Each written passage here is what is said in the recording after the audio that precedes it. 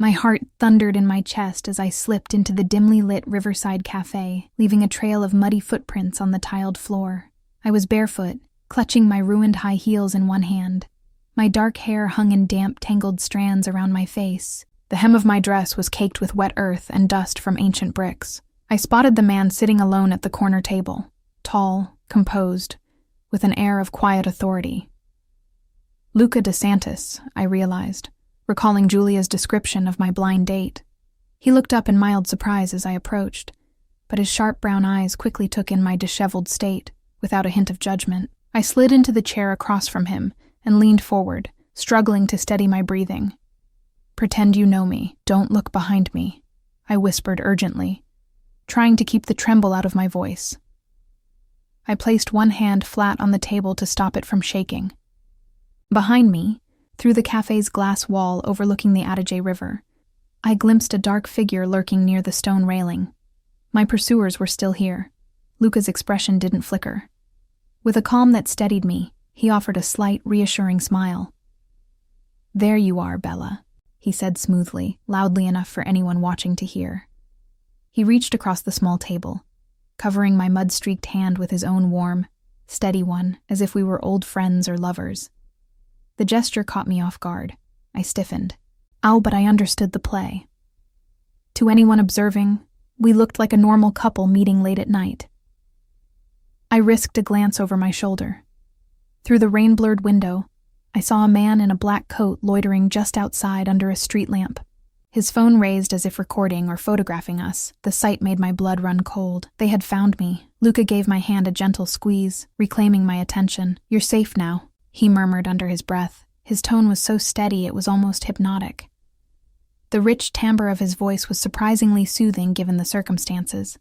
He acted utterly unruffled by the mud, the late hour, or my cryptic arrival. It was as if menacing strangers following mud-soaked women into cafes were a nightly occurrence to him. A waiter approached timidly, eyeing the puddle forming around my bare feet. Before he could ask anything, Luca nodded to him. "Still water, please, and a bowl of whatever soup is freshest tonight," he requested calmly, as if nothing were amiss. I opened my mouth to protest. I didn't have time to sit and eat. But Luca's eyes flicked to mine, dark and intent. "You look like you could use something warm," he said quietly. There was no pity in his gaze, only a kind of matter-of-fact concern that made my throat tighten unexpectedly. My pulse was still racing. I was torn between the urge to look over my shoulder again and the equally strong urge to break down and cry now that I was momentarily safe. But I didn't dare fall apart. I couldn't. Instead, I drew a shaky breath and nodded in thanks as the waiter set a glass of water in front of me.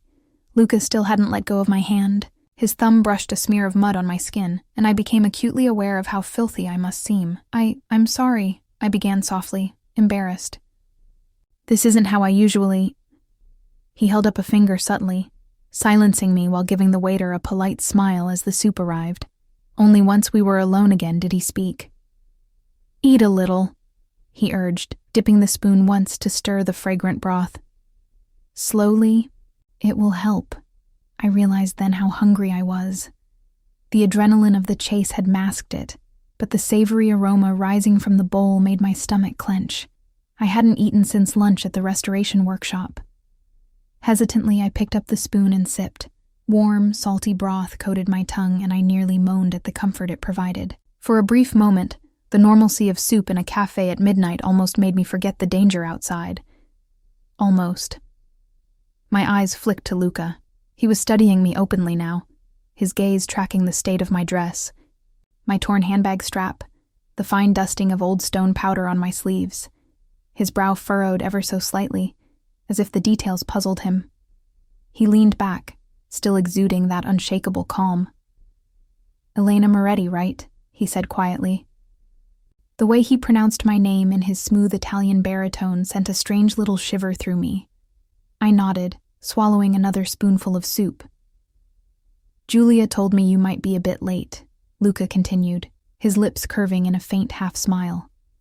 "But she didn't mention you'd arrive quite so—" He paused, choosing his words carefully as his eyes glinted with gentle humor. "Dramatically." Despite everything, a shaky laugh escaped me. The sound surprised me. I hadn't laughed in days. "This wasn't exactly my plan," I replied under my breath, casting another wary glance toward the windows. The man outside was still there, pretending to check his phone now, but clearly keeping watch. I ducked my head, letting my dark hair curtain my face. Luca noticed my furtive glance. Instead of turning to look, he gave my hand another light squeeze to recapture my focus. 10 minutes, he said, in a low, deliberate voice. "Sit for 10 minutes, Elena. I'll buy you silence." I blinked at the odd phrase. Was that an offer or a command? His tone was composed, but his eyes held a serious promise. I realized he meant he could buy me time, perhaps even pay off whoever was after me, to keep me safe, at least for a few minutes. I don't need money," I whispered, confused and a little offended. Did he think I was some kind of beggar? My cheeks burned, and I tried to pull my hand away, but Luca didn't let go. Not hard enough to hurt, just firm. "You misunderstand," he said quickly, voice softening. "I only mean I can help if you let me. 10 minutes, no more. Then you can decide what to do next. Okay?" He looked into my eyes, and I found myself nodding before I knew it. There was something steady and earnest there. He might have been a stranger, a blind date of all things. But in this moment, Luca DeSantis was the only person between me and whatever waited outside. I sipped more soup, trying to gather my wits. "They think I took something," I confided after a minute, my voice barely above a breath. The admission came unbidden. I felt oddly safe under his steady gaze.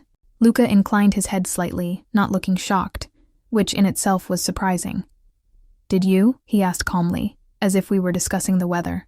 My fingers tightened around the warm ceramic bowl. "Not on purpose," I murmured. It fell into my hands, literally. I was working, restoring a fresco in an old palazzo, and there was a hidden compartment. I thought it was a piece of the masonry at first, but my breath hitched as I remembered the clatter of boots chasing me through the tunnel, the panic as I scrabbled through the earth to escape. Under the table, my stockinged foot jiggled anxiously. I ran when they came after me, hid wherever I could. There was an old tunnel by the river. I only just got out. I glanced down at the dried mud on my once blue dress, evidence of my crawl through the riverbank muck. Luca listened without interrupting, his expression unreadable. He hadn't once turned to look behind me or towards the windows. Instead, he seemed to be observing the cafe's reflection in the dark glass of a framed painting on the wall, using it to monitor the outside. Clever, I realized. I risked another peek over my shoulder. That man was still out there, joined now by a second figure across the street. A sleek black SUV idled at the curb, its headlights off but engine unmistakably running. Fear stabbed through me anew. They were waiting for me to leave the cafe. "Luca," I whispered urgently. "They're still I see them," he murmured. Gently, he slid his hand from mine at last and draped his arm over the back of his chair in a relaxed pose. But I saw how his fingers tapped the air subtly. A signal. At the bar, the waiter, who had been studiously polishing a glass, caught the motion. He gave a minute nod and then disappeared through a staff door without a word. My gaze flickered in confusion. Was the waiter in on this? Luca's voice pulled me back. "Listen carefully," he said, leaning forward as if he were about to tell me a secret. "In a moment, I'm going to stand up and walk to the entrance. It will look like I'm leaving, but I won't go far." My eyes widened. "You're leaving me here?" I hissed, panic rising. The idea of being alone when those men came for me. "No, I'm going to draw their attention," Luca clarified. His tone was patient, almost gentle. "They expect you to bolt, but if I move first, perhaps they'll wonder if I'm a threat to them." A ghost of a grin touched his lips, and I can be, if needed. I didn't doubt it. Despite his civilized appearance, charcoal suit, silver watch glinting under the lights, Luca had a coiled energy about him, a sense of contained danger. He carried himself with a confidence that belied mere wine exporting, which was what Julia had told me he did. Before I could protest further, he was already pushing back his chair. He shrugged out of his suit jacket, and to my surprise, he draped it around my shoulders. The soft scent of expensive cologne and a whiff of his underlying warmth enveloped me. "You might be cold," he offered quietly. Then he straightened to his full height and adjusted the cuffs of his crisp white shirt with unhurried grace. To anyone watching, he looked like a man preparing to leave a late-night date, polite and relaxed. My shoulders felt suddenly bare without his hand on mine. Luca caught my eye. 10 minutes, he reminded me in a low voice. No running. He added in a tone that almost made me believe he could enforce it without lifting a finger. I swallowed hard and clutched the lapels of his jacket around me. For a beat, I locked eyes with him. "Don't leave me," I wanted to say, though I hardly knew him. But I bit my tongue and gave a tiny nod instead. True to his word, Luca turned and strode casually toward the cafe's entrance. His posture was loose, nonchalant, but I saw the way he subtly rolled his shoulders, as if readying for a fight. The two men outside straightened, watching him through the glass door. They didn't attack him. Maybe they assumed he was just a patron leaving and not involved with me. As Luca neared the door, I heard the low rumble of the black SUV's engine increase, gearing up to intercept him. My heart lurched. What if they tried to hurt him? He was only doing this because I'd dragged him into my mess. Suddenly, a man stepped out from the night and blocked the doorway from the outside. I recognized him immediately, the same broad-shouldered man who had chased me from the palazzo earlier, now with a cruel smile plastered on his face. He wore a dark jacket with a security services emblem on the chest. In the reflection of the window, I saw another man approach behind Luca's shoulder, effectively trapping him between them. Customers in the cafe fell silent, sensing the tension as these men closed in. My pulse skyrocketed. This was a mistake. Luca was outnumbered and unarmed as far as I knew. I shot up from my seat, letting the spoon clatter into the soup bowl. Before I could call out, the man in the security jacket opened the door partway and said with false pleasantness, "Sorry to intrude so late." His gaze slid past Luca and landed on me. "Miss Moretti, isn't it? You dropped your pendant earlier." In his gloved hand, he held up a small, gleaming object, my grandmother's gold pendant necklace, the one I'd found hidden in the fresco. My blood went cold. I hadn't even realized it was no longer in my pocket. I must have lost it during the chase. How did he... My mind raced. He couldn't be an actual policeman, despite the jacket. This felt wrong. All wrong. Luca's stance shifted slightly as he took in the scene. Me frozen halfway out of my seat, the pendant in the stranger's hand. I saw Luca's jaw tighten. His eyes flicked to the emblem on the man's jacket, then to the pendant, and finally back to the man's face. Something dangerous flashed in his expression. "That's very kind of you," Luca said evenly, his voice carrying through the silent cafe. "But I'll take it, if you don't mind. My friend here is a bit shaken tonight." He extended his hand toward the man, as if expecting him to simply hand over the necklace. The man with the pendant just smiled coldly. His free hand rested casually near his hip, where I now noticed a holster under his jacket. I sucked in a breath. Was that a gun? People at nearby tables began to whisper nervously. "I'm afraid I need a word with Miss Moretti," the faux officer said. "Official security business, you understand." His tone was oily, overly polite. Luca didn't budge. "Strange," he replied, eyes narrowing slightly. "Since when does the city's security service pursue art restorers in the middle of the night, and with no backup or marked vehicle?" At that, his voice dropped, and there was an edge like a blade in it now. "Whatever badge you're about to show me, that's not police." The man's smug expression flickered at Luca's words. For a heartbeat, nobody moved. My heart felt like it was lodged in my throat. How did Luca know? Who exactly was this man I'd sat down with? The front door's glass exploded inward with a deafening crash. Then with a harsh electric snap, the overhead lights cut out, plunging the cafe into darkness save for the faint glow of emergency exit signs. Shards rained across the cafe floor, and patrons screamed and dove for cover. In the chaos, a powerful arm wrapped around my waist from behind and yanked me down. I gasped as I was pulled against a solid chest. "Luca." "Down," he hissed, his breath warm against my ear. We crouched behind the heavy wooden table as a second shattering sound came. Someone had smashed the remaining glass panel to clear the entrance. My heart hammered wildly. In the dim light, I could just make out two dark figures stepping through the destroyed doorway, boots crunching on glass. The faux security officer and his partner. A third man, tall and lanky, followed. They must have been waiting by the SUV. Luca's hand pressed my head gently down, shielding me as people rushed past us in a panic toward the kitchen exit. Overturned chairs and spilled drinks littered the floor. The intruders weren't even trying to disguise their pursuit now. "Stay behind me," Luca whispered. In the same moment, I saw him draw something from the back of his waistband, glinting metal. My stomach flipped. Luca was armed too. He nodded toward a hallway behind the bar, leading to the restrooms and a private lounge, and keeping low, he guided me swiftly across the room. We slipped behind the swinging door into a narrow corridor. My bare feet were silent on the cool tiles, but Luca's dress shoes made soft thuds. I bit my lip. praying none of the pursuers saw us break away. We hurried deeper into the semi-dark hallway. Luca shouldered open a door marked private and ushered me into a small back room, perhaps the cafe owner's office or a VIP tasting room. It was silent and filled with the rich scent of coffee beans and leather. He shut the door quietly, then moved in front of me, gun raised toward the entrance. In the gloom, lit only by a single green exit sign, Luca's profile was eerily calm. The gun in his steady hand looked like an extension of him, not out of place at all. "Who are you, Luca?" I wondered, equal parts grateful and bewildered by this deadly competence. In a shaky whisper I stammered, Who are you?" pressing myself against the wall. Luca kept his eyes on the door, posture tense but voice calm. "Someone who doesn't like men who lie about badges," he answered quietly. My hands trembled, not just from fear. A minute ago I thought Luca was simply a blind date with impeccable manners. Now I didn't know what to think. A muffled voice echoed from the main cafe. "Spread out, find her." It was the man with my pendant, barking orders to his cohorts. I flinched, backing up until I hit a bookshelf. My fingers closed around a heavy ceramic figurine on a shelf, a makeshift weapon, if it came to that. I wasn't going to be dragged away without a fight. Luca glanced back at me, his face illuminated faintly by the exit sign's glow. "There's a back door through the kitchen," he whispered, gesturing in that direction. "If we time it right..." The creak of the hallway door cut him off. Footsteps echoed just outside our hiding spot. The pursuers were getting closer.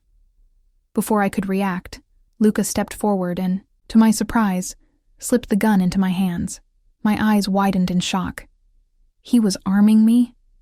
He leaned in, his lips nearly brushing my ear as he whispered, "If anyone but me opens that door, point and shoot.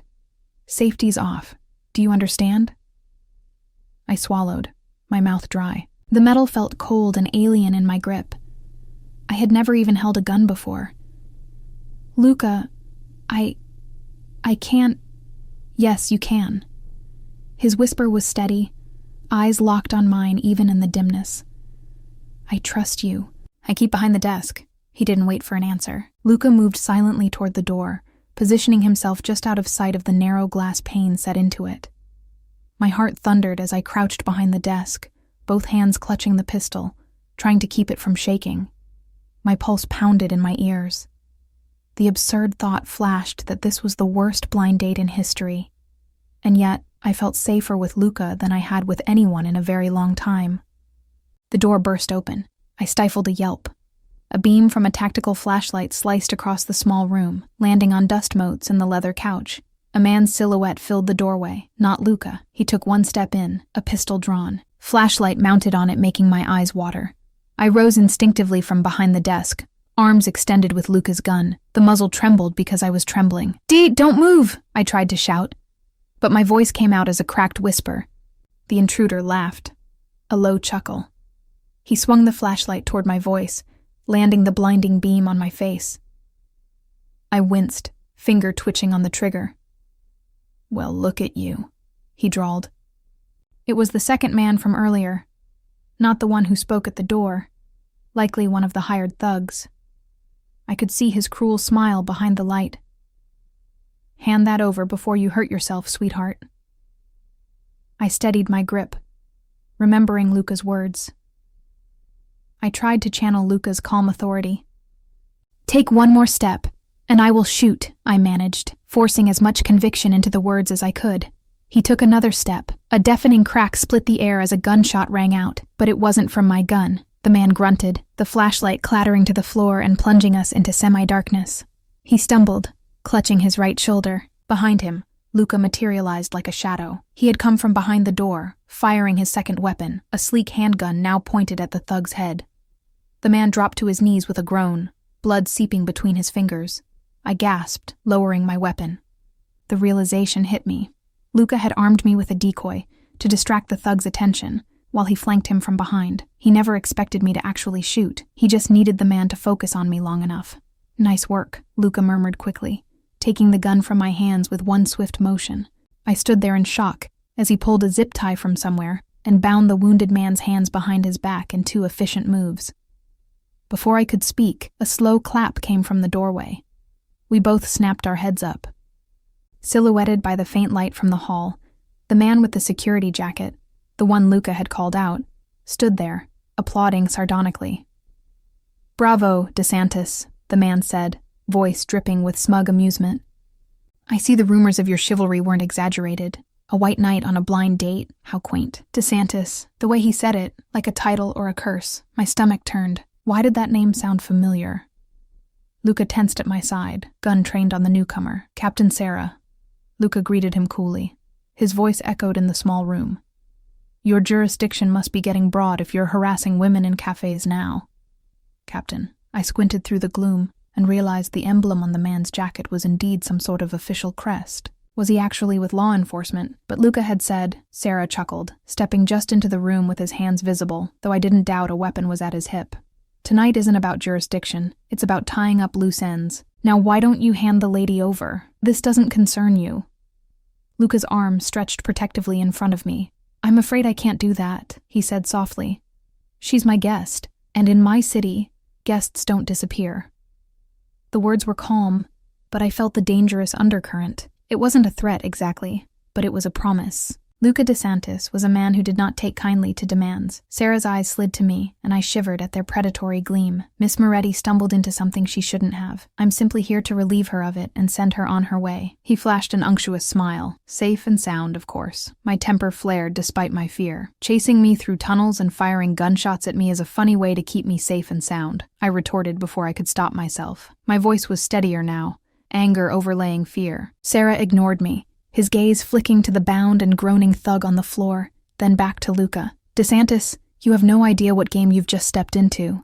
That pendant she's carrying, it could expose a lot of people. People you and I both know. Hand it over and we all walk away like gentlemen." Luca's gun never wavered. "I think we both know you stopped being a gentleman when you started hunting an innocent woman under false pretenses," he said. "How much is Ridzi paying you, Or is it someone higher up these days?" Sarah's confident smirk faltered, just a fraction. He recovered quickly, but my heart skipped. Rizzi. That name I did know.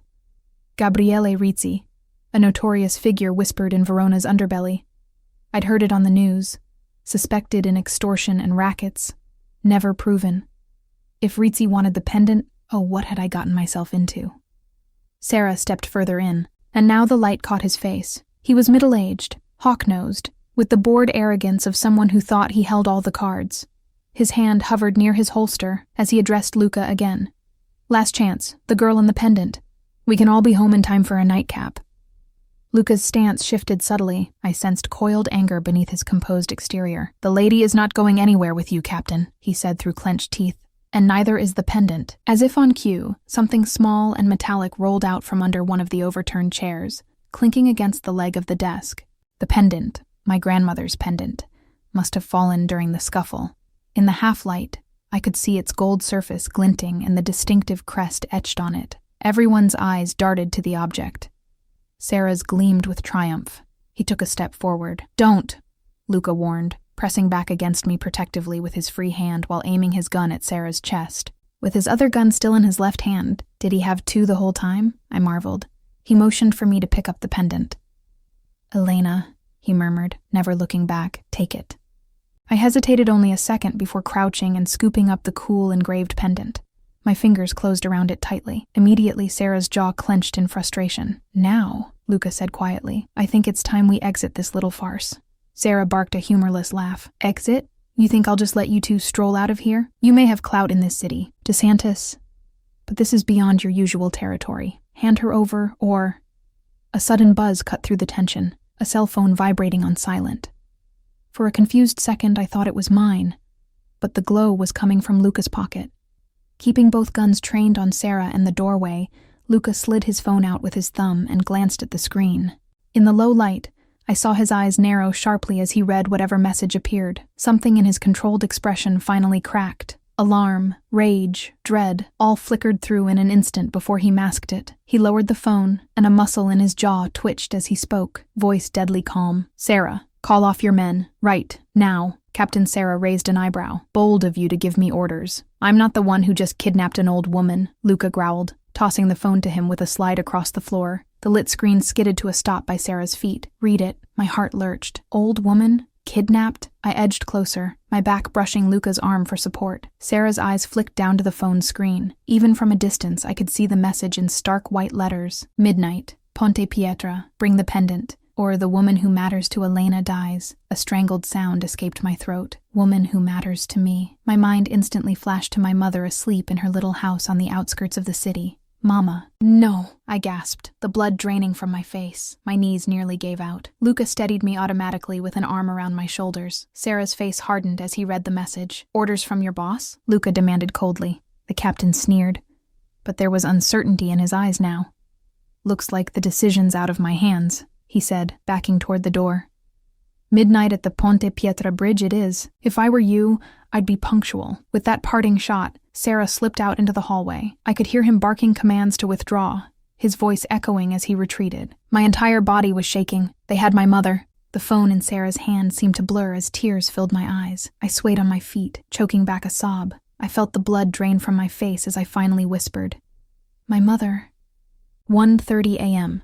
DeSantis Villa, hills outside Verona. The black sedan screeched up a winding gravel drive flanked by looming cypress trees. I barely registered the grandeur of the villa coming into view, a stately old stone mansion perched above the city, before we rolled to a stop. Luca was out of the car almost before the engine died. Coming around to open my door, I stumbled out, legs weak with exhaustion and adrenaline. The night air up here was cool and carried the scent of grapevines and wet earth. Far below, the lights of Verona glittered along the Adige River, oblivious to the nightmare unfolding in my life. A stout older woman stood under the portico's warm light, wrapped in a knitted shawl despite the hour. Her gray hair was pulled back in a loose bun, and sharp brown eyes appraised us as we approached. Instead of looking shocked by my muddy, disheveled state or the late hour, her face crinkled in relief the moment she saw Luca.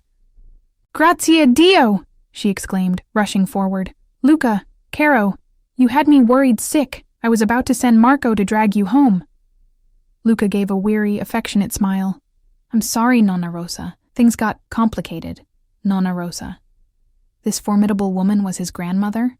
I stood there uncertainly, still wrapped in Luca's suit jacket, shivering now that the adrenaline was wearing off. My teeth chattered, and I realized I was still barefoot on the cold gravel. Nonna's gaze shifted to me, taking in every detail, the mud spattered on my dress and skin, my red-rimmed eyes, and my unsteady stance. Her expression softened at once. "Oh, you poor thing," she clucked, shrugging off her shawl and draping it around my shoulders, right over Luca's jacket. Before I could protest, she had taken my arm gently. "Come inside, Bella. You're half frozen." I let this stranger guide me up the steps, too drained to object. The moment we crossed the threshold, warmth and the scent of rosemary and tomato enveloped us. My stomach rumbled faintly at the smell, reminding me I hadn't eaten more than a few spoonfuls of soup. The foyer and adjoining living area were rustic and inviting. Terracotta tiles, heavy wooden beams, and a crackling fireplace. Despite the late hour, a pot simmered on an old-fashioned stove in what looked like a cozy kitchen off to the right. Nonna Rosa tutted under her breath, steering me toward a long farm-style table in the kitchen. "You're thin as a pigeon and white as mozzarella," she fussed. Sit. I'll get you something warm to eat and then we talk." "Nonna, please, you don't have to," I began, embarrassed by the fuss. "Hush, darling.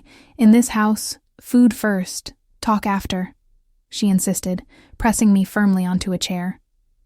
My body sank gratefully into it. Luca hovered nearby, pulling out another chair but not yet sitting. "Is everything secure?" he asked quietly, presumably to his men who had followed us in. A tall, broad-shouldered man with a shaved head, Marco, I assumed, stepped forward from the foyer. "Perimeter is clear. We have 2 on watch outside, boss," he reported, then eyed me curiously. At the word boss, my eyes darted to Luca. He gave a slight nod of acknowledgement to Marco. Boss, of course, not just a businessman, this was his domain. The authority in Luca's voice, and the deference of his men, even the way this villa felt like a well-guarded fortress, it all clicked. Luca DeSantis wasn't simply a wealthy wine exporter. He had an empire of some sort with soldiers to command. Perhaps Julia truly didn't know who she'd set me up with. Or maybe she did. Either way, I was now under the protection of someone as dangerous as those chasing me. It was a disquieting realization. Yet, deep down, and I felt safer here than anywhere I'd been in a long time. "Thank you, Marco," Luca said. "You and Stefano get some rest after your watch. We'll rotate at dawn." Marco nodded and disappeared silently down the hall. Nonna returned with a steaming bowl and set it in front of me. A rich aroma wafted up. Pasta e fagioli, if I wasn't mistaken.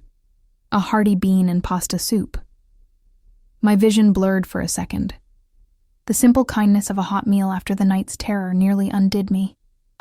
Grazie, I whispered. My voice cracked, and I realized I was on the verge of tears again. I busied myself with the spoon to hide it. Nonna patted my shoulder. Eat, cara mia. Then she rounded on Luca with a glare and smacked his arm lightly with a wooden spoon she'd brought from the stove. As for you, causing trouble at this hour. Do you know how many prayers I said since your phone call? Next time, try not to wait until bullets are flying to let me know you'll be late.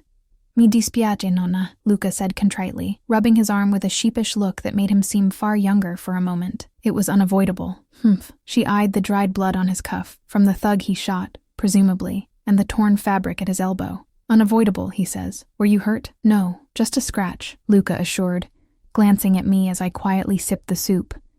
It was delicious and warming, full of savory herbs and the comfort of a homemade meal. I could feel strength returning with each bite. Nonna followed his gaze, her expression shrewd. Well, what's done is done. Now, who is this lovely young lady you've dragged in looking like something the cat rolled in? My cheeks flushed. I must have been a sight. Dried mud everywhere. Barefoot, my dress torn and stained. I started to mumble an introduction, but Luca spoke first. This is Elena Moretti, he said gently. She ran into some trouble tonight, and I offered our help. Trouble indeed, Nonna said, eyebrows lifting as if to say obviously. She took in my appearance again, and I saw concern in her face. Elena, figlia mia, are you hurt anywhere? Any dizziness? I'm okay, I replied, touched by her genuine worry. Just a little overwhelmed. Thank you for letting me stay here, Mrs. DeSantis. She waved a hand. Call me Nonna. Everyone does. And don't thank me yet.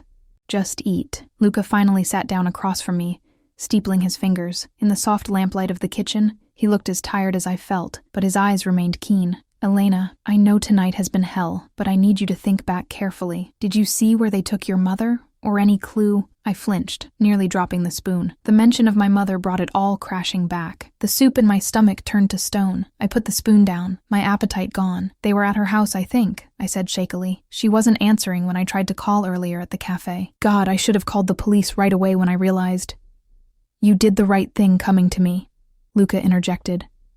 Sarah is the police, or close enough, and he's in Rizzy's pocket. They'd have intercepted any call to the authorities. He reached across the table as if to take my hand, then seemed to think better of it, and withdrew. I've got my best people looking for her location now. We'll find her. His voice was earnest, but I caught the flicker of doubt in his eyes. My mother was leverage, and Rizzy would keep her well hidden until he got what he wanted. I folded my arms tightly around myself. If anything happens to her. My throat closed on the words. In my mind, I pictured her warm smile as she packed me leftover pastries to take home yesterday morning. The fear was paralyzing. Nonna placed a warm hand on mine. We'll pray and trust in Luca, eh? He has a way of keeping those he cares about safe. I looked between them, this fierce old woman and the equally fierce man sitting across from me. I was grateful, but also suddenly angry. Angry that I was in this position, that I'd brought danger to their doorstep, and mostly that these criminals had upended my life in a matter of hours. I pushed the bowl of soup aside. What exactly do you plan to do? I asked Luca, trying to keep my voice steady. Keep me here under guard until they trade my mother for that pendant? Go to war with Rizzy? Either way, I refused to just sit like a trapped rabbit. Luca's gaze hardened slightly. What I plan, he answered, is to keep you alive and your mother alive. If that means you stay here where I can protect you, then yes, for now. His matter-of-fact tone sparked my frustration. So I'm a prisoner, is that it? Another guest who doesn't disappear in your city? I couldn't help the bitterness that crept in. You basically kidnapped me from that cafe. I saved you from that cafe. Luca shot back, a touch of impatience breaking through. He took a breath, steadying himself. Elena, I know you didn't ask for any of this, and I'm sorry you got dragged into my world tonight. But if I hadn't intervened, Sarah would have you at gunpoint, and Rizzy would have that pendant. "And your mother," he trailed off, the implication clear. I bit my lip, tears of helpless anger prickling. I hated that he was right. I hate feeling powerless," I whispered. "They took everything from me tonight, my sense of safety, my agency. Even now you're all deciding where I go, what I do." Luca leaned forward, eyes intense. "You're right," he said. "You should have a say." He spread his hands, relenting. "If you truly want to leave, I won't stop you. But consider what you'd be walking into. Rizzy's men will expect you to try to trade yourself for your mother, and they will snatch you up in a heartbeat. I can't allow that." I opened my mouth to argue, but he continued firmly. "Not because I want to control you, Elena, but because I gave you my word. I'd keep you safe and help save your mother. I don't break my word. So if you leave, it'll be with a real plan to keep you both alive. If you stay, I promise you'll have more control, more choices, than you would out there on your own. The choice is yours." His words hung in the air. I hadn't expected him to surrender any control. The fight went out of me, replaced by grudging gratitude. He was giving me an out, or at least the illusion of one, and oddly, that made me trust him even more. Nonna cleared her throat pointedly. "I see 2 stubborn mules at my table instead of 1, she muttered. But I caught the hint of a smile on her lips. She set a teapot down and poured steaming herbal tea into a cup, pushing it in front of me. "Drink. It'll calm your nerves, Bella." I wrapped my hands around the warm cup, deliberating. Luca watched me in respectful silence, not pressing. Finally, I met his gaze. "I'll stay. For now," I emphasized quietly, "but not because I'm your prisoner, or just because I'm scared. I'll stay because I don't have a better plan yet, and because my mother needs me to stay alive." My voice firmed. "But if I think of a way to get her back on my own terms, I'm taking it. Understood?" A flicker of admiration passed through Luca's eyes. He inclined his head. "Fair enough. As long as those terms include not handing yourself over to a madman alone, we are in agreement." Nonna patted my shoulder approvingly and shot Luca a look that plainly said, "Be nice." He gave a slight, rueful smile. The tea's warmth and the temporary victory of holding on to some autonomy gave me a second wind. My thoughts turned to the one piece of leverage we had, the pendant. I reached into my pocket. Luca must have slipped it back to me when we got out of the car, and pulled out the small gold object. In the bright kitchen light, I examined it properly for the first time. It was a delicate oval locket, about 1 inch long, with a raised family crest on the front, a shield flanked by 2 lions and topped with a crown. The design was antique, maybe Renaissance era, but something about the metal felt heavier than it should. That tickled my instincts as an art restorer. "What do you know about this crest?" I asked quietly, looking up at Luca and Nonna. Perhaps it was my imagination, but Nonna's expression darkened just a touch as she peered at it. Luca took the pendant from my palm gingerly and studied it, his thumb brushing over the engraving. "It's the old crest of the Bianchi family. They were once one of Verona's prominent families, long before my time. The last I heard of that name was years ago, in some story my father told." Nonna clicked her tongue. "Bianchi. A bad breed, all of them. Traitors." She looked away, lips thinning. I filed that away. There was clearly some history there. "Whatever it is, Rizzy is willing to kill for it," I said, "which means it's more than just a pretty trinket. I suspect there's something hidden inside." Luca's brows rose. "Inside? Like a secret compartment?" I nodded, already turning the locket around to examine the edges. At the site, I found it tucked behind a loose brick painted over during an 18th century renovation. People hid messages and valuables in such lockets all the time. Microfilm especially in the mid-20th century, like during wartime espionage or in the mob wars of the 80s. I realized I was rambling a bit, the researcher in me taking over, and snapped back to the present. "If I can open it without destroying whatever's inside, we might know what Rizzy is after." Luca immediately stood. "What do you need? Good light, tweezers, a magnifying glass if you have one, and maybe some isopropyl alcohol or oil to loosen any mechanisms if it's old." Nonna huffed, already moving. "I have just the thing. Your grandfather's magnifier is in the study. Luca, get her the first aid kit from the hall. There's alcohol in it. I'll fetch my sewing kit for tweezers." I hadn't expected them to leap to assist like this, and a lump of gratitude formed in my throat. Within minutes, I had a bright desk lamp shining on the pendant laid out on a clean handkerchief at the dining table. Luca hovered at my shoulder while I delicately probed the locket seam with a small pair of sewing scissors. Tweezers proved too thick. The world shrank to just the tiny golden oval in front of me. My tongue stuck out slightly in concentration as I felt for any give in the metal. There, I breathed, feeling a tiny irregularity along the rim. I dabbed a bit of alcohol with a cotton swab, then pressed the point of the scissors gently. With a soft click, a portion of the filigree edge depressed. "It's a latch," I exclaimed softly.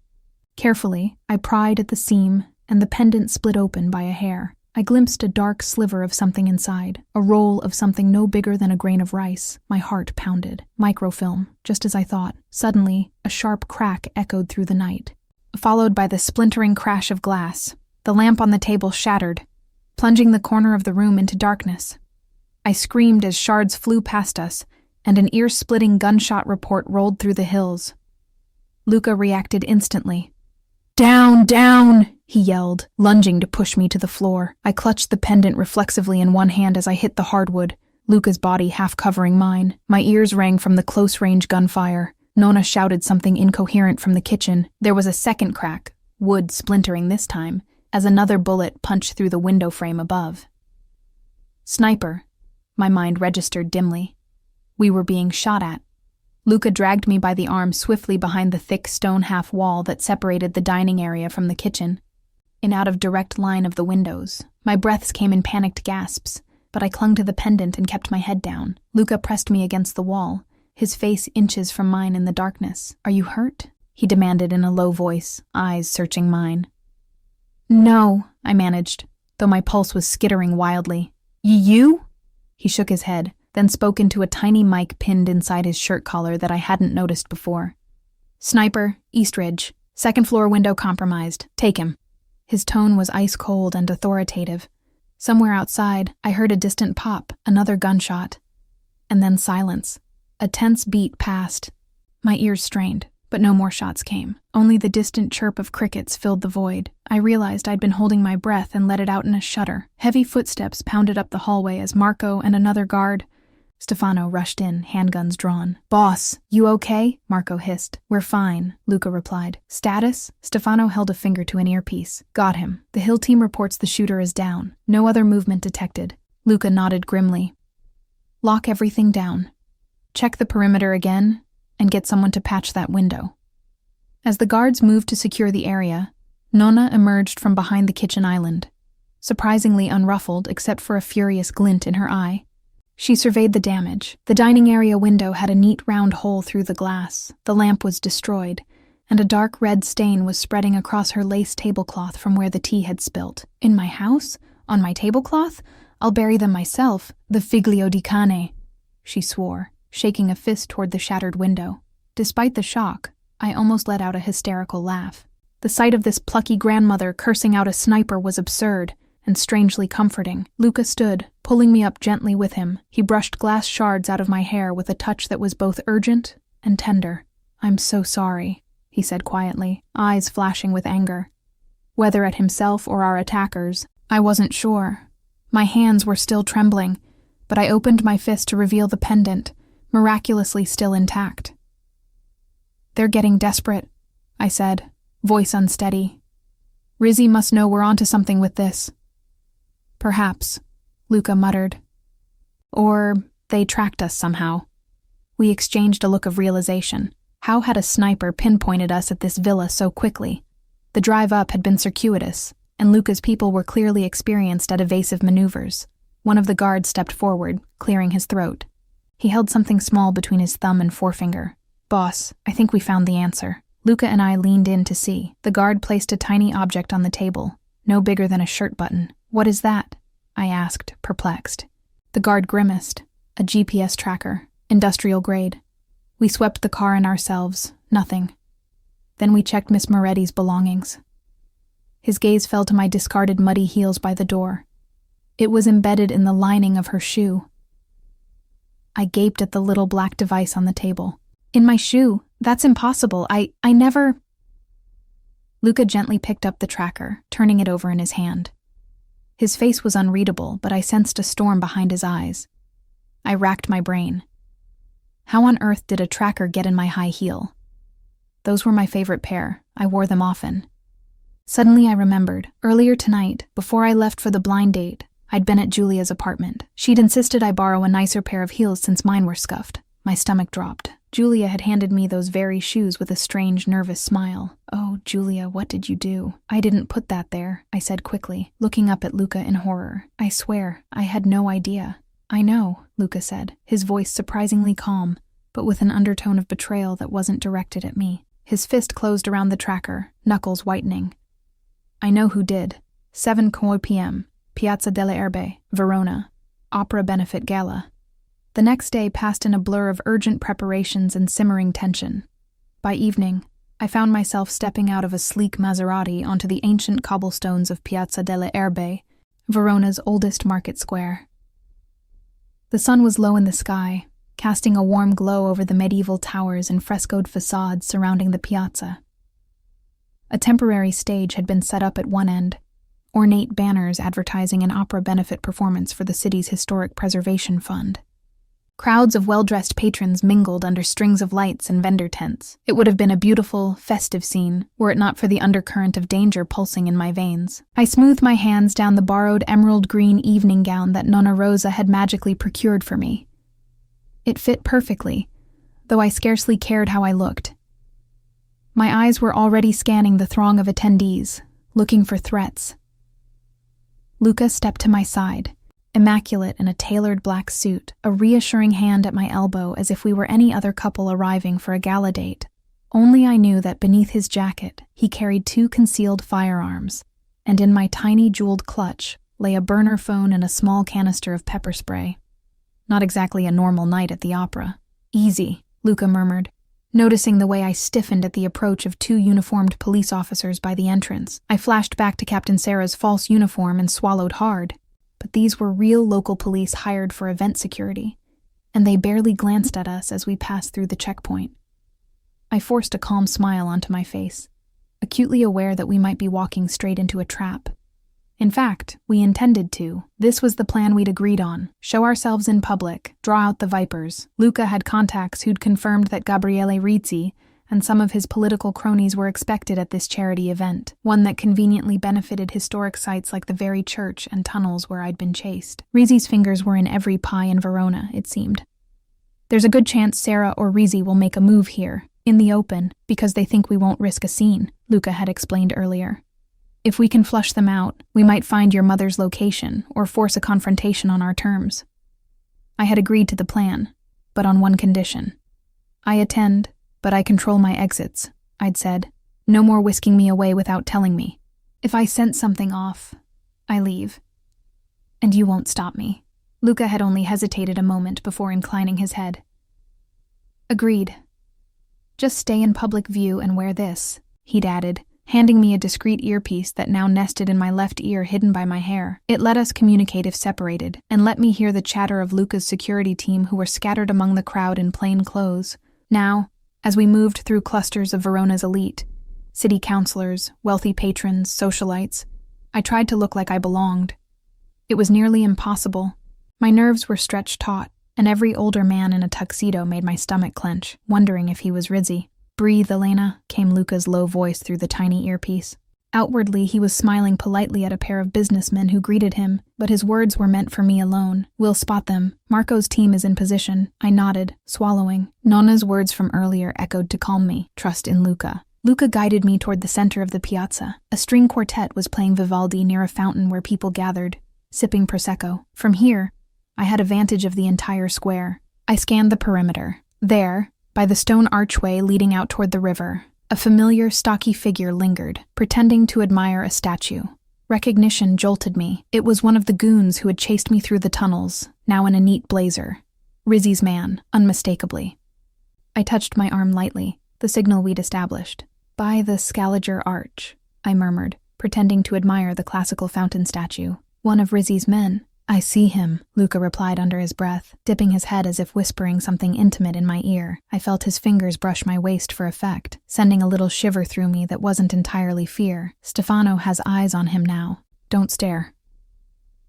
I forced myself to giggle softly as if Luca had told a joke, and turned my attention back to the party. My heart pounded. They were here. Would Rizzi himself come out of the shadows? As if in answer, a ripple in the crowd revealed a tall, silver-haired man, glad-handing a local councilwoman near the gelato stand. He wore a white dinner jacket and held a cane, more for show than necessity, given his vigorous movements. I recognized that face from news articles, Gabriele Rizzi. He looked so distinguished, one would never guess his empire was built on blood. Cold anger settled over me. That man had ordered my mother's kidnapping, tried to kill us. Seeing him laughing among unaware citizens made my skin crawl. Elena, Luca's voice came softly, as his hand found mine, squeezing. He hadn't looked Rizzi's way, but of course he'd noticed him too. Steady, there's a time for everything. I realized my hand in his was trembling, and quickly released the tension, nodding. Luca was right. We needed patience and proof. That microfilm in the pendant could expose Rizzi, but only if we lived long enough to use it. We meandered further into the throng. An announcement rang out that the opera performances would begin shortly. People were moving towards the rows of chairs set up before the stage at the far end of the piazza. I scanned again for any sign of Captain Sarah or, my breath hitched, Julia, though after last night, I didn't know whether I wanted to hug my friend or strangle her. We hadn't had time to truly discuss Julia's role beyond the obvious. She had been used to track me. Luca's investigators determined Rizzi's men had bribed her with some big debt forgiveness to plant the tracker. It sickened and infuriated me, but I also knew Julia. If she'd done it, she must have thought it harmless, or be under dire pressure. I prayed I'd get the chance to find out why. A voice suddenly crackled in my earpiece, Marco's voice. Captain Sarah, East Entrance. He's got 2 men with him, plain clothes. I tensed and followed Luca's subtle gaze toward the eastern arcade of the piazza. Sure enough, strolling in with false casualness was Captain Vito Serra. Out of uniform now, he looked like any other security detail in his dark suit and earpiece. My blood ran cold. He's here, I whispered. I see. Stick close to me, Luca replied. But a knot of guests separated me briefly from Luca as I stepped around a waiter with a tray of drinks. In that split second, I saw Captain Sarah adjust his route, heading not toward us, but toward the stage's side area, perhaps looping to avoid Luca's notice. Luca was momentarily engaged, shaking hands with an acquaintance who'd intercepted him, a local wine merchant slapping him on the back. Into my earpiece, Marco muttered, "Target is on the move. Boss, he's circling toward you from the north side." Luca disengaged politely from the merchant and turned, scanning the crowd for me. I was only a few steps away, but a cluster of people blocked our line of sight. I took a step to go back to him when a hand touched my elbow. "Elena, my dear," came a familiar voice. Julia's voice. I whirled around. Julia stood there in a simple black dress, her eyes wide and anxious. My stomach flipped. "Julia, what are you doing here?" Before she could answer, a figure loomed behind her. Captain Sarah. He placed a heavy hand on Julia's shoulder. My friend winced. "Good evening, Miss Moretti," Sarah said with a cordial smile that didn't reach his steely eyes. "So glad you could join us, and I see you found your friend. She's been worried about you." I looked frantically between Julia and Sarah. Julia's face was ashen, tear tracks marring her makeup. "Elena, I'm sorry," she blurted out, voice cracking. "They made me—" "Shh." Sarah cut her off, tightening his grip on Julia. Around us, laughter and applause rose as the first opera singer took the stage and music soared. We were being swallowed by the crowd's attention turning to the performance, leaving us isolated at the fringes. My mind raced. This was bad. Luca was on the other side of a sea of people now sitting down, and the music would drown out any call for help. I reached for the pepper spray in my clutch with my free hand, but Sarah saw and smoothly caught my wrist. "None of that," he said pleasantly, as though scolding a child. Under his jacket, I glimpsed the unmistakable shape of a gun holster. "Let's not make a scene. After all, we're all friends here, aren't we?" Julia gave a choked sob. My heart thundered. We were trapped in plain sight. I had to do something. "Captain Sarah," I said, trying to mirror his composed tone, "if you're here to negotiate, I'm sure Luca would be happy to talk. There's no need for this." His lips curled. "Oh, I think Mr. DeSantis and I will talk soon enough. But he's not the one currently holding a valuable object, is he?" My pulse skipped. Did they think I had the pendant on me? Luca and I had decided he'd keep it safe tonight, hidden with Marco. Maybe they assumed I had it since I found it. I began, but he cut me off. "Why else do you think Rizzi wanted you so badly, Miss Moretti? He assumed you might still have it, or know how to get it." Sarah nodded to one of his men who suddenly appeared on my other side. They flanked Julia and me discreetly. Anyone glancing over would just see 2 men escorting a pair of ladies away. Nothing amiss. My earpiece crackled. Luca's urgent voice. "Elena? Where are you?" I caught a glimpse of him pushing through a row of seated guests, scanning frantically. But we were already being moved toward the edge of the piazza, Sarah's men firm at our elbows. I inhaled to shout, but a flash of metal under Sarah's jacket warned me. He'd shoot us or some bystander without hesitation. And Julia. She was trembling, fear in her eyes. "Don't try it," Sarah murmured as if reading my mind. "Your friend here already made that mistake and we caught her. You wouldn't want anyone to get hurt in the crossfire, would you?" Bile rose in my throat. I felt Julia squeeze my hand weakly. I squeezed back, letting her know I didn't blame her right now, that I'd protect her if I could. "Let them go," I said through clenched teeth. "I'll come with you quietly. Just let Julia go enjoy the opera." Sarah chuckled. "Admirable, but I'm afraid Signor Rizzi insists on both of you." He leaned in, whispering almost kindly, "Don't worry, he has a fondness for dramatic flair. He promised a memorable reunion for you all." As we neared the archway exit, a sudden commotion erupted near the stage. A firecracker or a stage cannon prop misfired, drawing oohs and gasps from the crowd. In the brief distraction, I acted on instinct. I twisted hard, wrenching out of the thug's grasp on my left, and drove my heel down onto Sarah's foot behind me. He hissed in pain, loosening his hold on Julia. "Run!" I yelled and tried to shove Julia ahead toward the milling crowd. Julia hesitated a split second too long, confusion and hope in her eyes.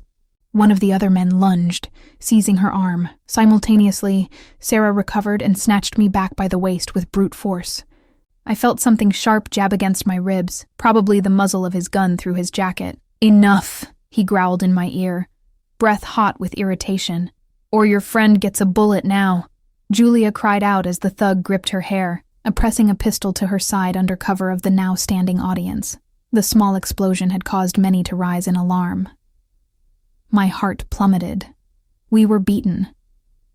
With practiced efficiency, Sarah and his partner maneuvered us out through the archway and down a side alley, away from the prying eyes of the piazza.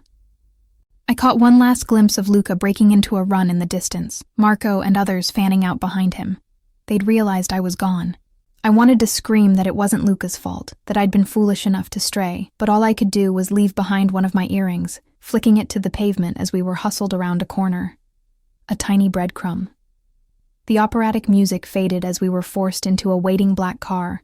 They bound our wrists with zip ties and covered our eyes with soft blindfolds, surprisingly gentle in their motions despite the guns prodding us. Julia sniffled beside me in the dark back seat. "Elena, I'm so sorry," she whispered, voice quavering. "I never wanted to drag you into this." "Shh, we'll be okay," I lied, inching my bound hands toward hers until our fingers interlaced. Despite my anger, I squeezed her hand. She was all I had with me, and I needed her to stay calm. The car sped off, taking a convoluted route. I tried to keep track of turns, left, another left, a long straight stretch, right, but soon I was completely disoriented. After perhaps 15 minutes, we came to a stop and were marched out of the vehicle. The blindfolds were removed. I blinked in the dim, amber light and found we were in what looked like an old stone cellar. Damp air, the scent of moss and candle wax, and carved pillars. Perhaps an old crypt beneath one of Verona's churches. I trust Rizzi to choose somewhere appropriately theatrical for a villainous rendezvous. Julia and I were made to stand in the center of the space as Sarah's 2 henchmen searched us swiftly and efficiently. They removed my earpiece and tossed it aside. My clutch was gone, probably taken earlier. We were truly cut off now. Footsteps echoed on the stone staircase. Gabriele Rizzi descended, clapping slowly, the sound eerie in the chamber. He was flanked by another armed guard.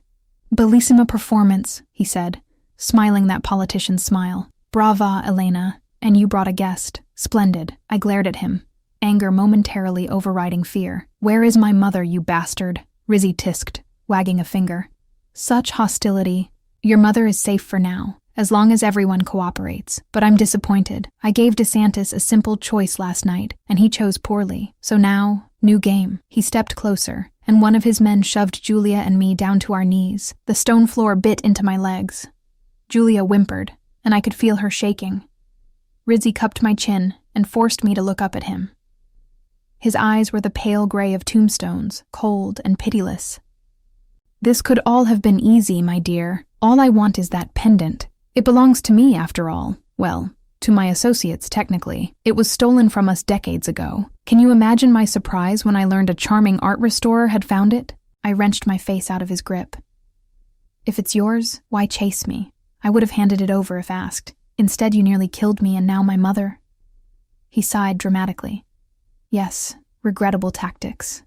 My partners were impatient, I admit, but now that you've involved Don DeSantis by stumbling into his arms, things have gotten more complicated. He crouched to look me in the eye, his tone softening to a practiced gentleness. Do you know what's inside that trinket? I stayed silent, unwilling to give anything away. Rizzy went on anyway, eyes glittering. A microfilm, he answered himself, pleased to lecture. With very important information someone hid long ago. Bank routes, names, transactions, evidence that could burn this city's entire delicate web of alliances to ash. My name is on it. Yes, but so is DeSantis's. His father's, to be precise. Rizzy tilted his head. Luca's beloved father. Did he ever tell you how he died? Shot in the back by a supposed ally.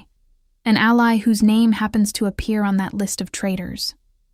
My heart lurched. Luca's father was killed? And somehow this pendant held clues to that? If true, no wonder Luca recognized the crest and had taken this so personally. Rizzy saw the realization in my face and grinned. Ah, so he didn't share that with you. Perhaps he doesn't know yet, but he will when he sees what's inside. Everyone's sins come to light eventually. I set my jaw. So you want it to cover your own sins. His friendly facade dropped, eyes flashing with cruelty. I want it because it's mine. Verona is mine. I won't have some dead mafioso's insurance policy resurrected to threaten what I built. Julia, still kneeling beside me, found her voice in a burst of guilt. Elena, I told them where to find you that night at the cafe, she sobbed. I thought if I helped, they'd let me go, but then they kept me. Quiet, snarled one of the guards, jostling her. I leaned toward her instinctively, shoulder to shoulder, hoping to provide some comfort. Rizzy waved the guard off. No, let her cry. The sound adds a lovely pathos, don't you think? He regarded Julia with mild distaste. Ms. Julia was a useful little mouse, but her part in this story is nearly over. I felt Julia tremble harder. You have me now, I said quickly. Let her go. She's no further use to you. You got what you wanted from her, right? Rizzy stood up, smoothing his lapel. What I want, dear Elena, is Luca DeSantis kneeling where you are. I offered him a chance to trade himself for your mother. Instead, he took you to play house on a hill. So now, we raise the stakes. He reached into his jacket and pulled out a phone, tapping it. A second later, my blood ran cold as I heard Julia's phone ring from somewhere nearby. Sarah withdrew it from his pocket and held it up. On speaker, it played a voice message Rizzy had prepared. Julia's own voice echoed in the crypt, sobbing and desperate. Elena, please. Help me, followed by a man's cruel laugh and a splash of water sounds. Rizzy halted the playback and smiled at me, almost kindly. Here's what's going to happen. You, my dear, are going to call Mr. DeSantis. You will tell him that if he doesn't come to Ponte Pietra at sunset, unarmed and alone, your friend becomes the river. The sun hung low over Verona, setting the Adige River ablaze with orange and gold. Tourists wandered the pedestrian span of the Ponte Pietra, snapping photos of the postcard-perfect skyline. A violinist nearby played a haunting aria that echoed off the stone arches. To any outsider, it was a scene of pure Italian charm at dusk. But at the center of the bridge, a far darker drama was unfolding. Gabriele Rizzi stood with his hand loosely around my arm, appearing for all the world like an elegant gentleman, escorting a lady to admire the view. In reality, his grip was vice-like, a warning that I not make a sudden move. On Rizzi's other side, one of his thugs held Julia by the elbow. She looked ready to collapse from fear and exhaustion, her mascara smeared from crying. Two more of Rizzi's men lingered a few paces away, pretending to be engrossed in the violinist's performance, but with guns undoubtedly hidden under their jackets. My heart slammed against my ribcage as I watched the far end of the bridge. Luca was walking toward us, alone, just as instructed. He wore no jacket, just a white dress shirt open at the collar, sleeves rolled to the elbows, hands visible at his sides to prove he carried no weapon. Even from a distance, I could see the tension in his stride, the barely leashed anger and worry. He was coming for me, for us. Remember, Rizzy murmured to me, his tone almost pleasant. No heroics, dear, or Julia takes a river swim with a weight tied to her ankle. I sucked in a sharp breath, forcing myself to nod. The plastic zip tie binding my wrists had been cut when Rizzy hauled me from the car, but I was far from free. Rizzy's men would snatch me in an instant if I bolted. My mind raced for any advantage. My fingers brushed against the back of my head, where Nonna's decorative hairpin still held my twist of hair in place. They hadn't bothered to remove it, deeming it harmless. Carefully, I began easing it out, hidden by the way Rizzy positioned me slightly behind him. Luca closed the distance, stepping up to us under the central lamppost of the bridge. The dying sunlight lit half his face in gold, the other half in shadow. He surveyed the scene. Me, Julia, Rizzy's men. His jaw clenched at the sight of Rizzy's hand on me. "You came alone. Good man," Rizzy greeted him with a silky smile. "And promptly, sunset just as requested. Let's keep this civil, shall we?" "Let them go, Rizzy," Luca said, voice low and tight. "You've already got my attention." "You don't need hostages as well," Rizzy chuckled. "Oh, but I do. See, I suspect you've brought what I want, but there's the matter of ensuring your good behavior. The ladies will be free when I have the pendant in my hand, and you're no longer a threat." Out of the corner of my eye, I saw Julia sway on her feet. The thug at her side tightened his hold to keep her upright. Luca's eyes darted to her, then to me. Relief and agony flickered across his face. "Elena, are you hurt?" he asked softly. I managed a tiny shake of my head. "I'm okay," I lied, voice barely above a whisper. "My mother?" "She's safe," Luca interrupted, guessing my question. "My people found her. She's safe, Elena." A sob of relief nearly escaped me. Mama was safe. I closed my eyes a moment, sending a silent prayer of thanks. When I opened them, Rizzy's face had darkened with displeasure. "Tsk. I suppose I should have anticipated that," Rizzy mused. "No matter. I still have leverage." He nodded to Julia, and the thug holding her produced a knife. Pressing it subtly to her side, Julia whimpered, her tear-filled eyes locking with mine. "Enough," Luca's voice rang sharply, drawing Rizzy's attention. He lifted his hand slowly, revealing a small black velvet pouch I recognized from Marco's safe. My heart skipped. The pendant. "This is what you want, yes? The microfilm is inside." Rizzy's gaze latched onto the pouch. "Toss it here." Luca's fingers tightened on the pouch's drawstrings. "Release them first." Rizzy barked a short laugh. "You're in no position to bargain, DeSantis. Throw me the pouch. Or shall I have Captain Sarah carve up Ms. Julia right here for the tourists to record?" I flinched at the imagery. Around us, a few oblivious onlookers were indeed filming the beautiful sunset on their phones, luckily not close enough to see the true nature of our exchange. Yet, Luca's nostrils flared. His eyes met mine, then flicked to Julia. I could see the calculations in his mind, the torment of weighing our lives against the microfilm. Slowly, he nodded. "All right, just hold on." He took the pendant out of the pouch carefully. The golden oval caught the last rays of sun, glinting. Rizzy's eyes shone with greed. "Think, Elena. We had one pendant, 4 armed goons. One Luca with no gun, and me with a hairpin and pepper spray capsule still hidden in my bra. They hadn't found it during the pat-down, thank God. Not great odds. But perhaps I didn't need a weapon. Perhaps I just needed to create chaos." As Luca looked at me again, I subtly moved my hand behind my back, showing him the long, sharp hairpin I had freed from my updo. His eyes narrowed imperceptibly. I hoped he understood I had a plan of some sort. Luca cleared his throat, addressing Rizzy. "This microfilm, do you even know what's on it, Rizzy? Names of all your collaborators, including the ones who murdered my father." He spoke loudly, as if wanting witnesses. "If you do this, if you hurt these women, I'll make sure everything on it goes public. The city will burn, and you with it." A few heads of passing tourists turned our way curiously, sensing the confrontation under the normal conversation. Rizzy sneered, stepping closer to Luca while still gripping my arm. "Spare me the theatrics. We both know you won't destroy it. Too many of your people are on it as well. Now stop stalling and give it here." For a moment, Luca didn't move. I could see the vein ticking in his temple. He hated handing over something that could ensure Rizzy's impunity. But with Julia's life at stake, and me in Rizzy's clutches, he had no choice. Luca extended his arm, holding the pendant between 2 fingers. Rizzy reached out with his free hand eagerly. This was it. I struck, with one decisive motion.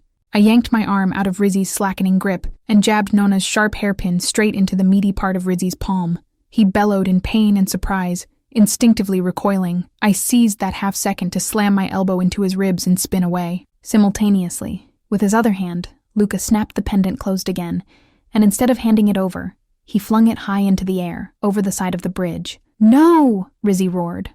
All hell broke loose.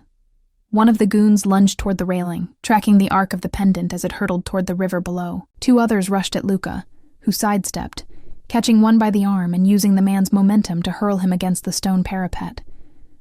Tourists screamed and scattered, finally realizing this wasn't a friendly gathering.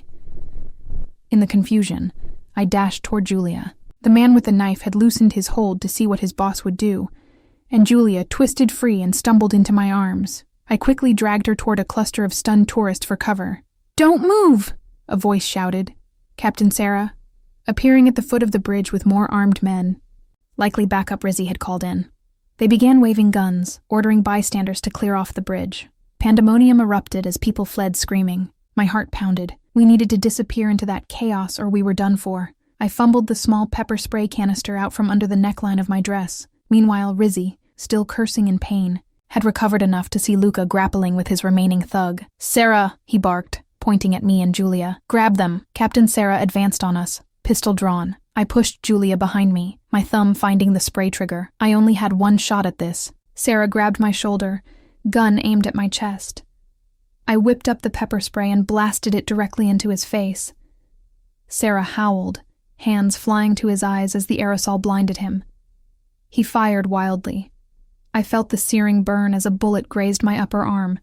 I cried out and fell back, but Julia caught me before I hit the ground. Despite the pain, a fierce satisfaction coursed through me seeing the mighty captain collapse to his knees, choking and clawing at his swollen eyes. We had to keep moving. "Go, Julia!"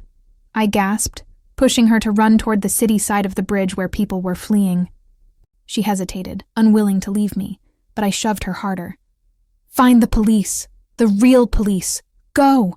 Tears streaking her face, Julia finally nodded and disappeared into the frantic crowd pushing off the bridge. Relief and fear warred in me. She might get caught again, but at least one of us had a chance at freedom now.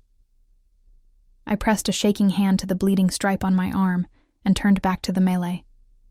Luca was in a fierce fist fight with Rizzy's last goon, the one he hadn't thrown. With an almost casual grace, Luca dodged a swing and landed a hard punch to the man's jaw, knocking him out cold. But in that moment of victory, Rizzy charged at Luca from behind and slammed a cane, no, a sword, against Luca's side. The cane had a hidden blade that now glinted with red along its edge. He'd slashed Luca. "Luca!" I screamed, watching him stagger. A dark crimson stain spread quickly across the white of his shirt, just under the ribs. Luca dropped to one knee, one hand pressed to his side. Rizzy stood over him, sword cane poised for a finishing strike, his face twisted in triumph. I didn't think. I snatched up the fallen thug's pistol from the ground and aimed it at Rizzy, my hands shaking. "Stop! Don't you touch him!" My voice was raw with panic. Rizzy hesitated, his eyes flicking to me. He smiled cruelly. "Elena, dear, you don't have it in you to shoot. Now put that down." A shot rang out. I pulled the trigger. I wasn't even conscious of making the decision, and shattered the lamppost glass above Rizzy's head. I'd missed on purpose or out of shock, I wasn't sure, but it was enough to startle him back. He snarled, raising the sword toward me now. But a new sound cut through the chaos. Sirens, growing louder. Blue lights flashed at the far end of the bridge. Police cars. Lots of them. The real police, finally. Rizzy's eyes darted around. His backup was incapacitated or fled. His prize, the pendant, likely sinking in the river, and law enforcement was closing in. For the first time, I saw fear cross his features. He backed away toward the opposite end of the bridge. Luca, still on one knee and bleeding, lunged and caught Rizzy's leg, and trying to drag him down. Rizzy kicked free, leaving Luca coughing on the pavement. I rushed to Luca's side, dropping the gun and nearly slipping on his blood as I knelt. I pressed my hand over his, trying to staunch the bleeding in his side. "Luca, hold on, please." He looked up at me, pain etched on his face, yet he managed a faint, rueful smile. "I told myself I should have let you walk away that first night." Despite the horror around us, that confession stunned me.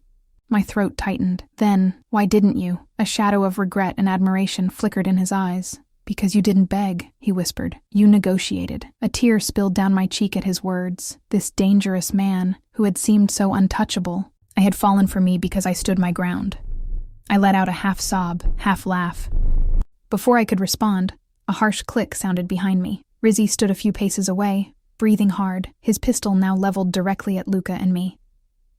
We were at point-blank range, and I had no time to reach for my dropped gun. Luca, wounded as he was, tried to push me behind him. I clung to him, refusing to budge. We faced Rizzy together, defenseless. Rizzy's finger tightened on the trigger, but he hesitated, eyes calculating. He gave Luca a thin, vicious smile. "Now choose, DeSantis," he panted, blood dripping from the hand I'd stabbed.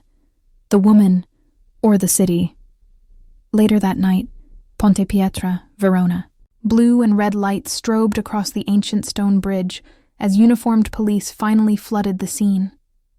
Within minutes, Rizzy's remaining men were disarmed and in handcuffs, and Captain Vito Serra, half-blinded by pepper spray, was being dragged to a police van, cursing and screaming that he was on their side. The officers looked at him with disgust. His betrayal was evident to everyone now, caught in the act alongside Rizzy's thugs. Bystanders filmed on their phones as one of Verona's supposed protectors was shoved into the back of a cruiser.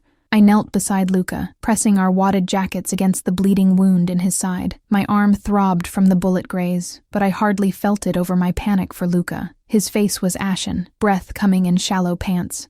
"Ambulance is 2 minutes out," Marco said, crouching on Luca's other side.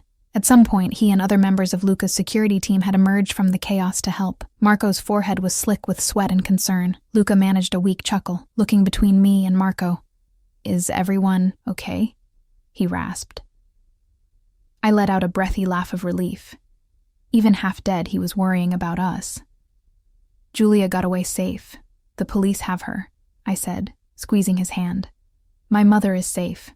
And Nonna, oh God, Nonna's probably worried sick." As if invoked by name, I heard Nonna Rosa's voice barreling through the throng. "That is my grandson, move, imbecile, or I'll box your ears." Nonna shoved her way past a flustered officer and practically skidded to Luca's side, falling to her knees. "Luca, Gesù Maria, what have they done to you?"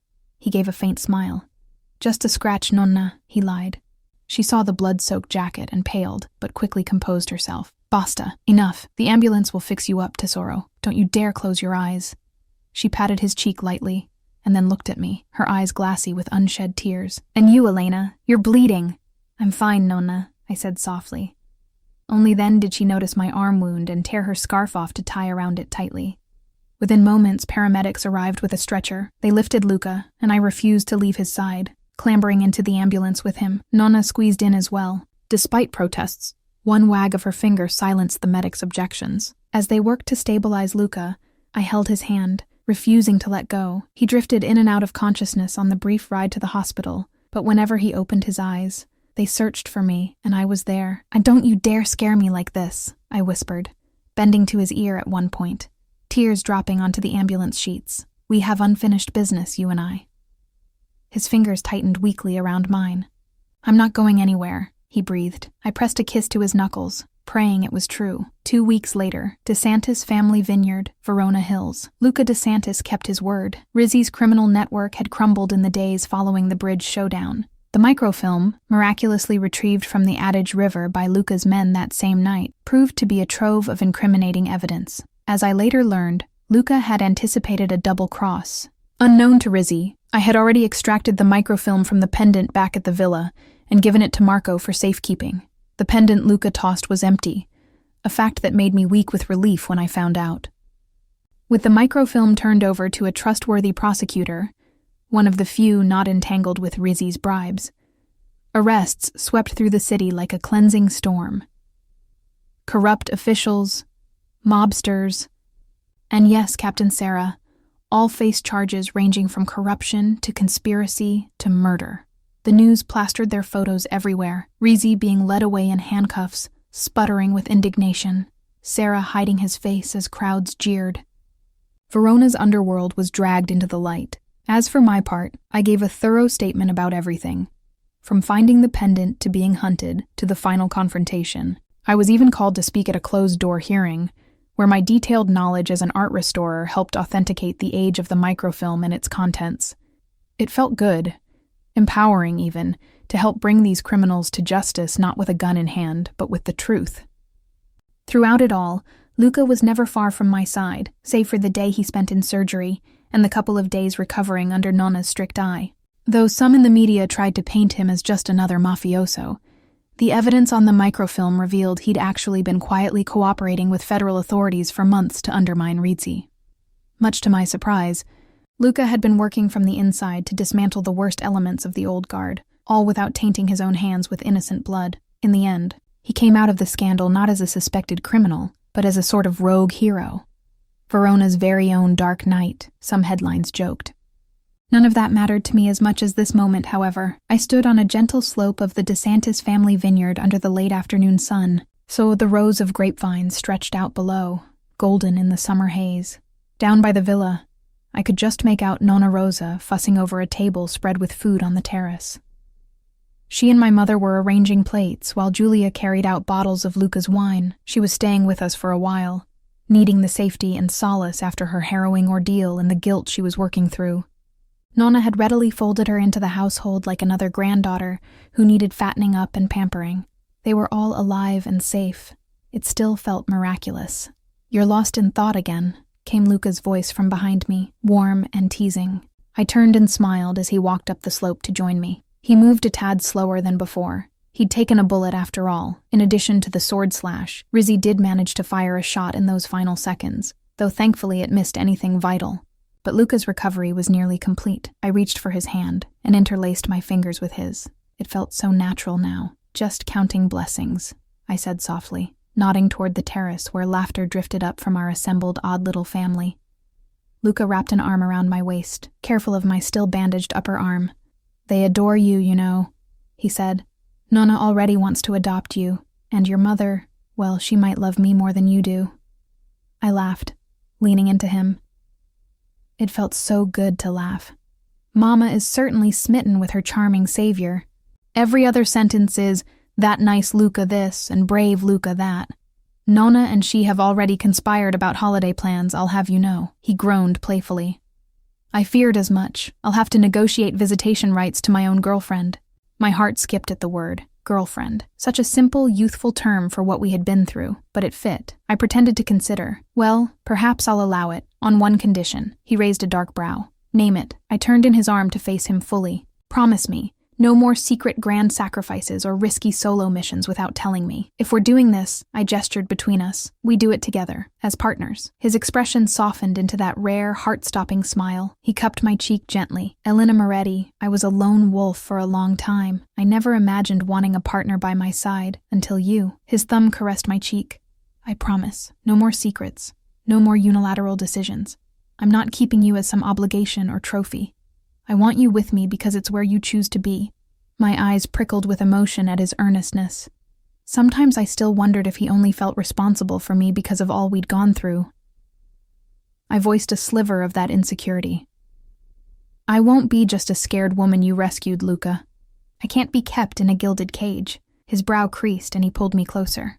"I don't want a bird in a cage. I want a partner in life. Someone I can protect. Yes, but who also challenges me, stands up to me, negotiates with me." He chuckled softly. "I want you, Elena, not because I got used to having you around out of duty, but because I respect you and—" He hesitated, eyes shining. "And I love you." It was the first time he'd said it outright. My breath caught. Joy and warmth and the steady rightness of his words flooded me. I slid my arms around his neck carefully. "Ti amo, Luca," I whispered back, the words spilling easily and truthfully. "I love you too." He kissed me then, a tender meeting of lips that quickly deepened as all the longing and fear and hope between us merged into that embrace. Under the golden sky, amid the vines, I tasted the promise of a future that felt bright and beautifully uncertain, as long as we faced it together. A distant whoop from the terrace made us break apart, laughing. Nonna was waving a dish towel, probably signaling that dinner was ready, and that she'd seen us kiss. No doubt she'd comment on that later. Hand in hand, Luca and I walked back toward the villa, toward home. Nonna and Mama bustled around placing bowls of homemade gnocchi, roasted vegetables, and fresh bread on the table. Julia poured wine for everyone, her smile the widest I'd seen in ages. Marco and a few of Luca's closest men, now friends, took seats as well, celebrating the victory and survival we all shared. As we sat down, the sun setting behind us in a warm glow, Nonna raised her glass. A toast to familia, old and new. We all lifted our glasses. I looked around the table at the faces of those I loved, my mother, tearful and beaming, Julia, my dearest friend, looking hopeful again. Nona, the soul of this home, brimming with pride, and Luca, at my side, gazing at me with an adoration that made my heart overflow. Nona's voice rang out with emotional fervor. A home isn't the walls around you, it's who eats at your table. Salute! Salute! We echoed, clinking glasses. The wine was sweet and full of life, like everything in this moment. I caught Luca's eye. Home, I said softly, clinking my glass gently to his. Home, he agreed and kissed my forehead. Epilogue. 1 week later, Adage Riverside Cafe. The river gleamed bright under a crisp morning sun as I settled into a familiar corner seat at the Riverside Cafe where my strange journey began. Only this time, I wasn't muddy or frantic. I was clean, composed, and early. I smoothed my sundress and took a sip of cappuccino, savoring the peaceful bustle of Verona starting its day. Luca was parking the car and would join me shortly. We had an appointment at the museum restoration department later. My leave of absence was over, and I was itching to get back, though they'd insisted on a welcome back party first. Life was edging back toward normal. A new and better normal. Signora Elena? The waiter approached with a puzzled look and a small envelope in hand. This was left for you at the counter. For me? I frowned, accepting the envelope. My name was scrawled across it, no stamp, meaning someone had dropped it off in person. My pulse ticked up. The envelope felt light, like it contained a single card or paper. I opened it carefully. Inside was a postcard image of the Colosseum in Rome. I flipped it over. There was no address, just a short message written in elegant, looping handwriting. Verona was the warm-up. Rome is next. My breath hitched. On the bottom corner of the card, drawn in black ink, was a small crest. 2 lions flanking a shield, topped with a crown, the same crest that had been on the pendant. I raised my eyes in alarm, and immediately scanning the cafe terrace and the street beyond for whoever might have left this. A chill crept down my spine despite the sun's warmth. Luca arrived then, sliding into the chair beside me with a carefree smile that faltered the instant he saw my face. Elena? What's wrong? Wordlessly, I handed him the postcard. As he read it, his expression darkened, the easy morning cheer draining away. He met my eyes, and I saw it there. Concern, determination, and a flicker of excitement at the challenge implied. Looks like our story isn't over, I whispered, managing a small, wry smile. Luca slipped the card into his jacket, then took my hand in his, threading our fingers tightly. His lips brushed my knuckles as he kept his gaze on mine. Not even close, he murmured. And together, we turned to face the sun rising over the river, ready for whatever came next.